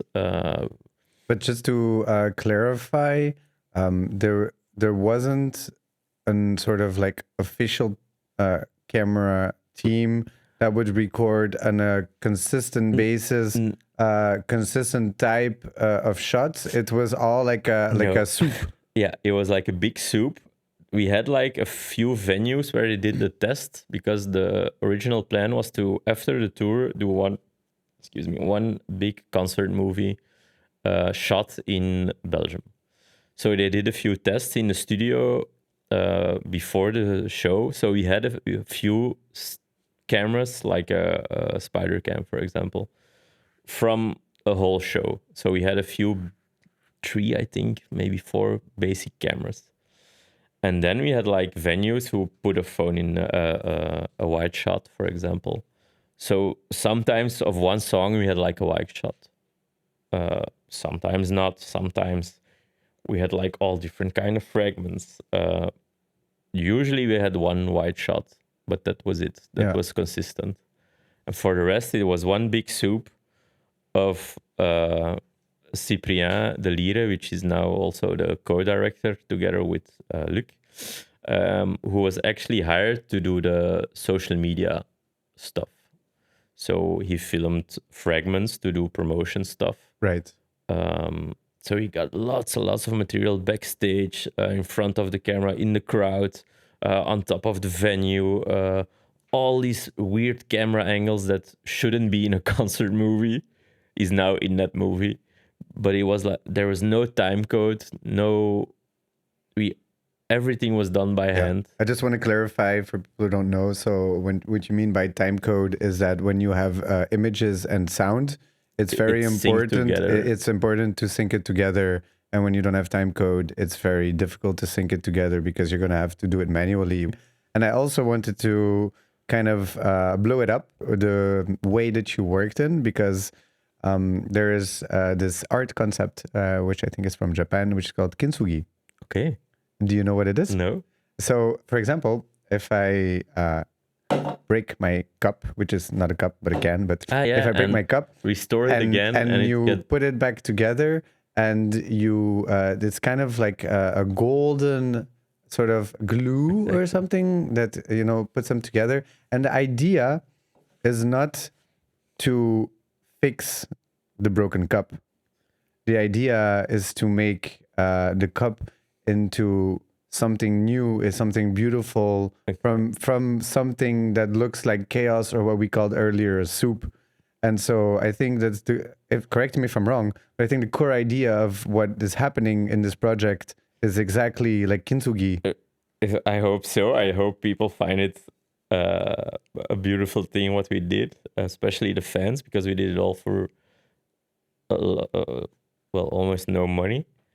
But it was a massive job to put all those clips together. There was a guy like really syncing the movie just based on the light that he saw in a few frames. It was so hard to do, and it took for 4 weeks, just one guy syncing all the clips. But he had like songs with over 90 video tracks, which you have to watch it all. You can't just put it all on one big screen and look like multicam. Oh, that's a nice one. Impossible. The system there's no system that can play it all together. Yeah. It was one big Frankenstein soup, and nobody knew how to technically edit it together. And I think I was one of because of my background, a good technical editor to do something with it. And I think here comes the most important part of your whole story, which is that you told me that the importance of an editor is underestimated, in the sense that what he brings to the story in a movie, in a commercial, in any type of video work is super important.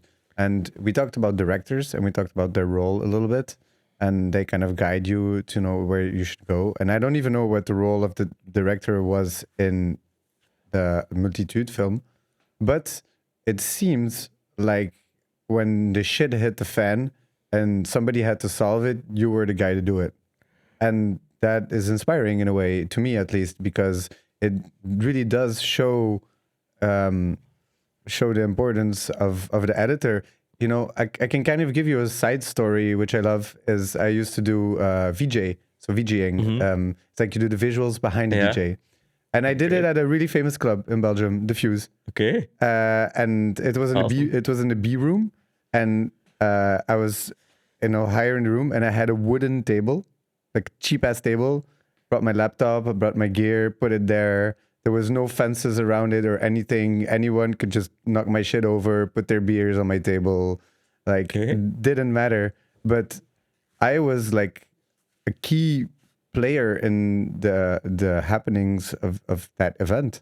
Like, because the screen I had was so big, like the lighting that it produced Ah, changed, the way that the lighting guy was acting. But also, like, if the track goes down and then goes back up, like you're kind of controlling the vibe of the whole room, but no one cares about you. You're not recognized. You're not on that fiche. You're, like you're the unsung hero. And I don't want to say that I'm a hero for going to do visuals at Fuse. That's not what I'm trying to say. But what I do want to say is that in the whole creative industry, there are different creatives who have different roles. And some of them are being looked at more by media or just the general public, and some aren't. And I feel like we're touching on this subject, which I recognize very, very deeply, because I feel like, and just to as a side note, I loved not being in the center of attention. I loved it. But do you see where I'm going with this? I love being not in the center of attention, but being in the center of the attention. That's why I choose editing. I don't want to be in the front of the camera, or I don't want to be the DOP who gets on the red carpet and who is after the director and of course the producers. A big part of the movie. The editor is always the guy who's hidden behind the scene, but he can manipulate so much the whole story, as well as one of the editors that I like.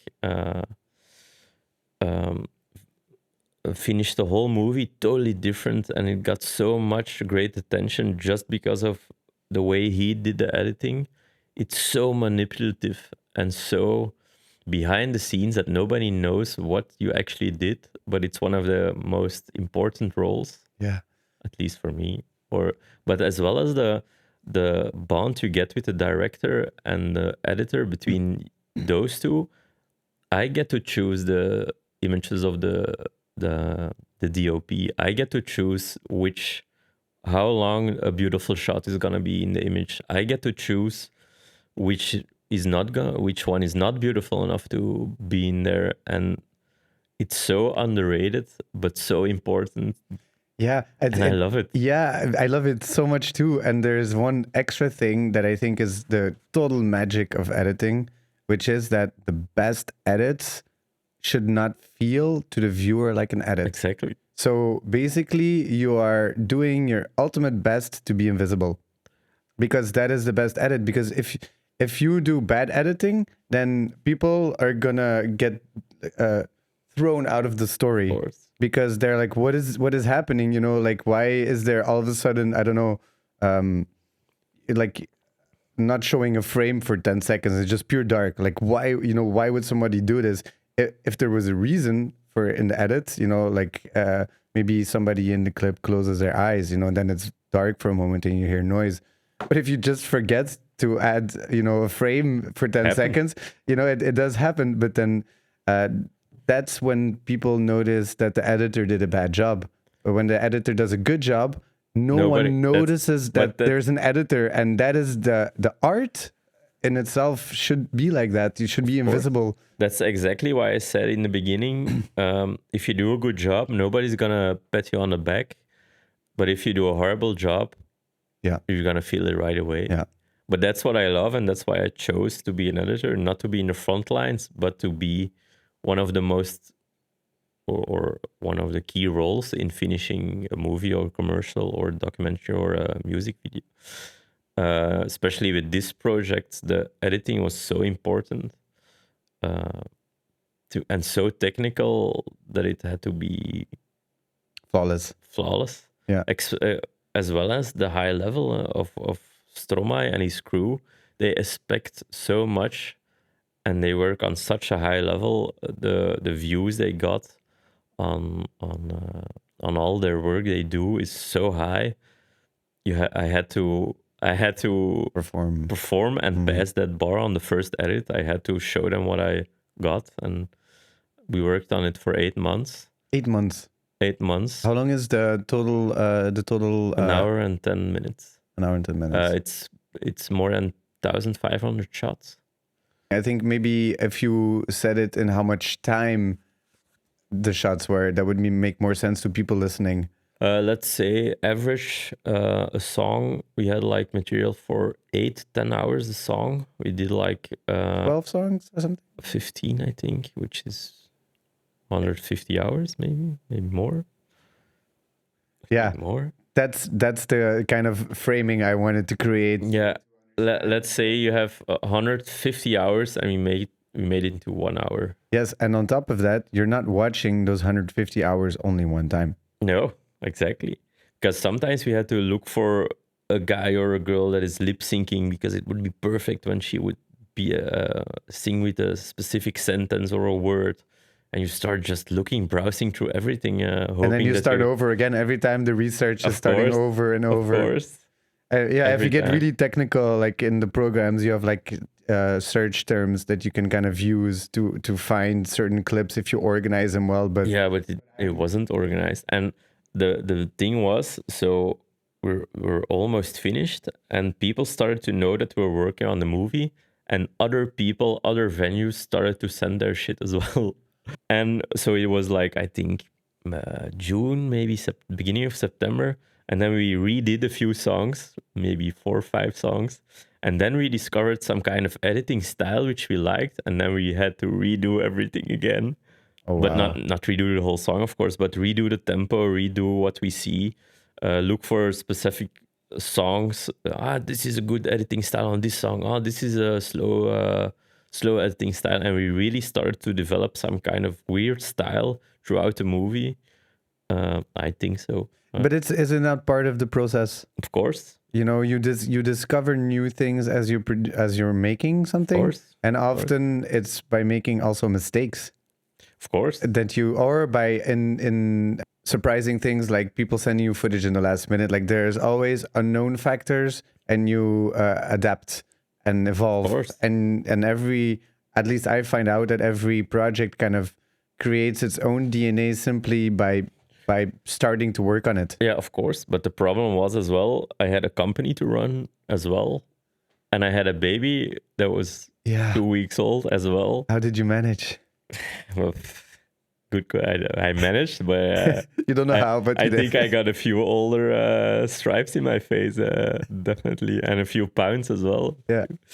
But it was great. I had such a blast. I also, again, my wife as well, because I came home. Shout out with my wife. I came home totally drained.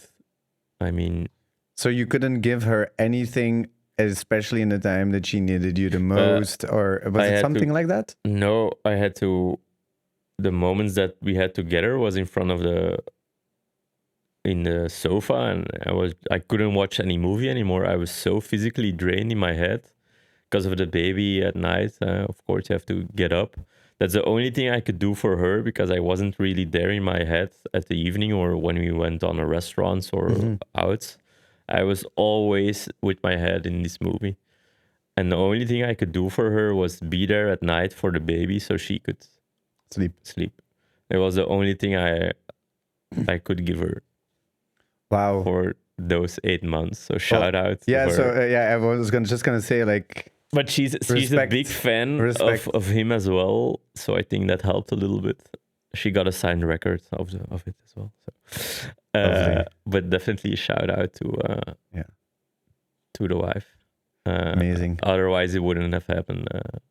Would you say this was your most important milestone within your career? Definitely, and most technical and most responsible as well. It was really, but it was 2 directors and me, and that was it. There was no executive producer, no scenario, nobody written anything on paper. It was just, here's the footage, let's see. You got a total free card to see what we can do. It has to match the music, of course, and Stromae has to approve it, and his whole team has to approve it, of course. But still, they gave me so much freedom, and they opened their arms with so much love in their little small, how do you say it? They keep the privacy really small, or they really, Constrained in a small circle. yeah, exactly, small circle. And they opened me, they really let me in that circle for 8 months, and it was great. Yeah, you told me something pretty incredible as well, and I think then we can kind of start closing off, which is that they were so busy doing their stuff that you decided to move in your like temporary studio in their studio. Yeah, so they rented out a studio not far from their studio.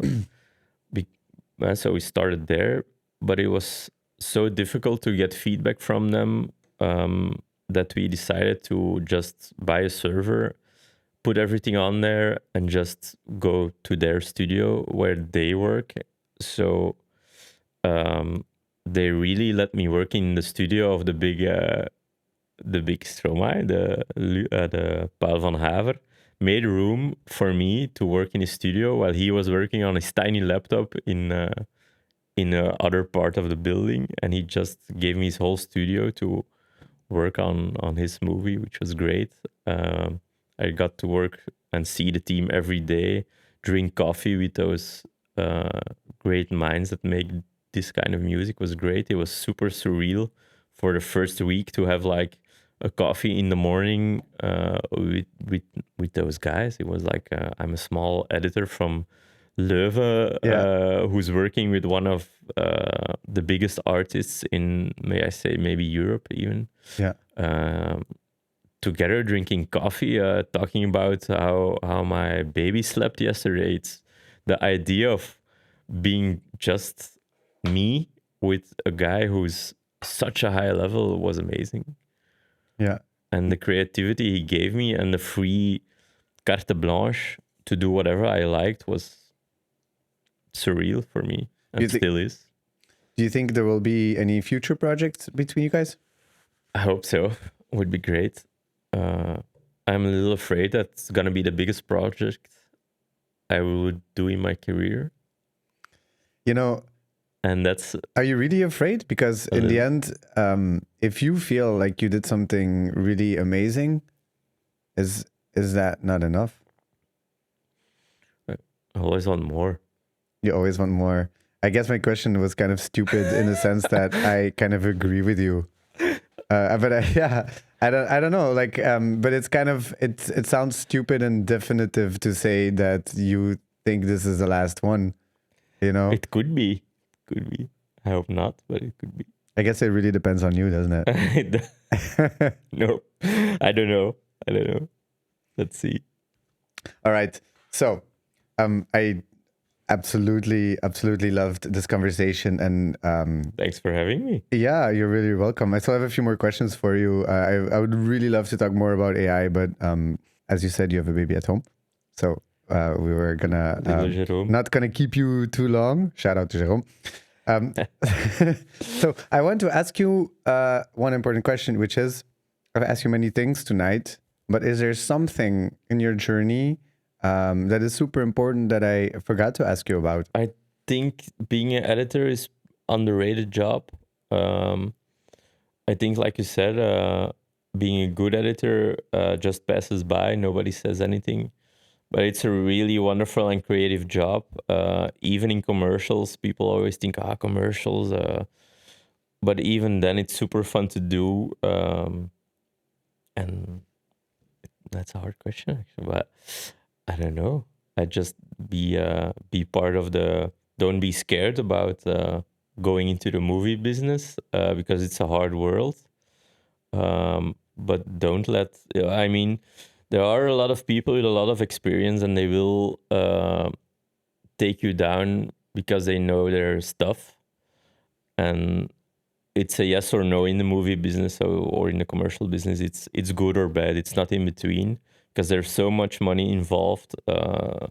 Nobody wants to give a crew 1 million euros and just wants a mediocre film. Everybody wants a good movie, and it's hard. It's hard to. Is a hard part perhaps that it's subjective? Of course. Because, you know, you do, like you say, put huge budgets on it. And I guess people hire you for your vision and your creative input, but your creative, even if somebody hires you for what they think you are and what your special sauce is, you can still bring something else and they still can't like it, right? So, Yeah, of course. So maybe that is the huge caveat, I think you call it, the huge difficult part about a creative job is you can put your heart and soul into it, and then your client can like it, and then the next time he doesn't like it, or maybe he likes it one day and not the next day. Yeah, maybe that's a big part of it that makes it so difficult. If you can have like 40 people in the room saying we love it, and then you can have like the CEO of a big company hating it because he had a bad day and we have to redo everything. So it's hard, but it's also fun. Yeah, when it works, I guess. Even when it doesn't work, you have to be creative and work around the process. And when it does work, you get a huge kick when everybody likes it and everybody. I guess ultimately, the thing that inspires creative people and entrepreneurs the most is the thrill of the challenge. Of course. I have a couple more questions for you. So one thing that I love to ask all the people who come here on the platform is I'm really interested in their dreams. And I'm wondering, like, what was your dream when you were a kid? And what is your dream now? Oh. I actually wanted to work on video games when I was a kid. I wanted to be a 3D artist or something, draw artist. But I didn't manage to. We got a few drawing lessons at school, but it wasn't for me, and I was really bummed. I also wasn't mature to go on internships outside of the city or outside of Belgium to do internships to work for game developers, which I kind of was bummed about because I didn't have the balls to go on that kind of adventure. And I'm still a little bummed about it that I didn't got a chance to work on video games or stuff that I liked when I was a kid. But still, I think the dream is to have a post-production company where I can still edit myself, but also can create new talents and keep that craft of just being an editor alive. Is there something you want to say to the next generation of editors? Try to be a little chameleon because it's kind of handy to know a little bit of everything still. To know that base is really important. Know your base. Know what's good. Watch a lot of movies, but still know the basics of a camera. Know the basics of codecs. Know the basics of SSDs. How fast things are all those stupid basic stuff. How computer works is super important. Even when you have AI or even when everything is automatic, sometimes it's not gonna work. Sometimes the TV is gonna be busted or a cable is not gonna work. Make sure you know a little technology behind the software or behind everything you do as an editor. It's still important to know the fundamentals of why a shot is good or why it's bad. Beautiful. I would say follow this podcast if you want to hear normal people talk about special adventures, special stories. I like that. I love it. I appreciate that answer. And let's see if I have one more question. Oh, no, that was it. I have to ask people to follow my channel also. It says here in my notes because I never do that. Big mistake. It's very difficult, very difficult to get a podcast launched. Thank you so much for coming, Robin. Well, welcome. I really appreciate it. Thank you so much for your time. Graag gedaan. We can talk Dutch now again, right? Ja, eindelijk.